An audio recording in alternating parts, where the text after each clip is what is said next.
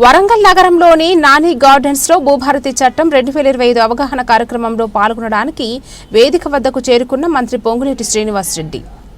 అక్కడే ఒక వృద్ధురాలు కాగితం చేతిలో పట్టుకుని దీనస్థితిలో ఏదో అవసరం కోసం వేచి చూస్తున్నట్లుగా ఉండడాన్ని గమనించిన మంత్రి స్వయంగా వేదికపై నుండి నిలబడి ఆ వృద్ధురాలిని వేదిక మీదకు ఆప్యాయంగా పిలిచి ఇక్కడికి ఎందుకు వచ్చావు అమ్మా అని సమస్యను గురించి ఆరా తీయగా ఆ వృద్ధురాలు బదులిస్తూ తన పేరు వేల్పుల ఊర్మిళ అని 41 డివిజన్ సంబోనిపేటలో తన నివాసమని తన మనవరాలు వేల్పుల లిటి ఇటీవల 4వ తరగతి పూర్తి చేసుకుని సెయింట్ గాబ్రియల్ పాఠశాలలో 5వ తరగతిలో ప్రవేశానికి పరీక్ష రాసి సీటు సాధించడం జరిగిందని, కానీ లిటి తల్లిదండ్రులు మనస్పర్ధల వల్ల వేరుగా ఉంటున్నారని, తమ మనవరాలికి సీటు దక్కినప్పటినీ చదివించే స్తోమత తనకు లేదని మంత్రి వద్ద వాపోగా వెంటనే స్పందించిన మంత్రి చదువుకోవడానికి అయ్యే వ్యయాన్ని భరిస్తానని ప్రకటించి మంత్రి చూపిన ప్రోత్సహించడం పట్ల పలువురు హర్షం వ్యక్తం చేశారు.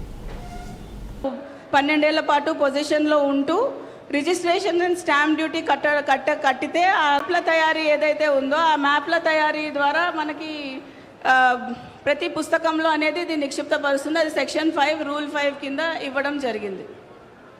తర్వాత పెండింగ్ సాదా బైనామా దరఖాస్తులకు పరిష్కారం. ఈ ప్రొవిజన్ మనం ఎన్నో రోజులుగా